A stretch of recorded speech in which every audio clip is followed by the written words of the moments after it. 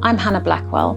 I'm a Senior Associate here in the Medical Negligence team at RWK Goodman. I head up the Maternal Injuries team, and I'm going to be talking to you about the levels of compensation that you can get for different types of medical negligence. So each case is unique, and it depends upon the injury that you have suffered and the severity of that injury, how it's impacting upon you now and how it's going to impact on you in the future. So we will look at that closely with you, and ultimately there are two types of compensation that we can look to secure for you. Compensation for your actual physical injury, and then the financial losses that have arisen as a result of that injury. So talking about those two types of compensation that you can recover. So firstly, what's known as general damages, which is the compensation I was mentioning for your actual physical injury. And that's decided primarily, firstly by looking at the JC guidelines. So these are guidelines set out by the court, setting out levels of compensation that should be awarded for different types of injury. And they include physical injuries and also psychological injury. So they can be injuries from a broken thumb up to a brain injury. They're all referred to in there. And then we look at similar case law as well on amounts which sets out amounts the courts have decided in similar cases. And then the second type of loss that you can look to claim is called special damages. And that's essentially the financial losses that you've incurred as a result of your injury.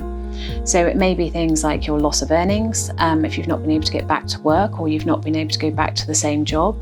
It might be care that you've required from family or friends, looking after yourself and children.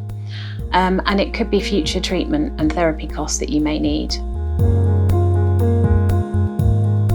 So there are a number of things that you could do. While your case is ongoing with your solicitor and you're looking into the value of the case, you should certainly raise any concerns that you've had, and you could always ask for a second opinion. In some cases, you may have a barrister involved that will also be advising you as to the value of your case.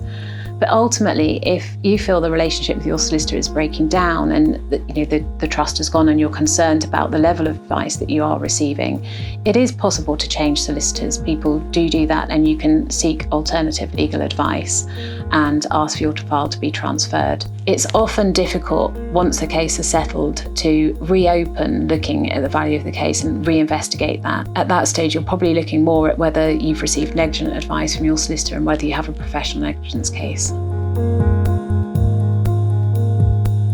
So how legal fees are accounted for firstly depends on the funding arrangement that you have in place.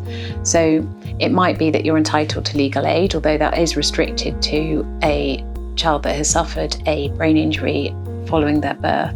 So it's not widely available to the majority of people looking at bringing a medical negligence case. You may have legal expense insurance, and some people have that on their home content insurance policy without realising it. So we will always look at that with you, and that may cover your legal fees. Alternatively, a lot of cases now are funded by what's known as no-win, no-fee agreements. And how they work is essentially, if your case is unsuccessful, then you don't pay any legal costs. And if your case is successful, then a success fee would be deducted from your damages, but that's agreed with you at the outset, and then it's capped at what's been agreed. Thereafter, we really have a bill of costs drawn up once the case settles, and we then look to negotiate a settlement of our costs with the defendant.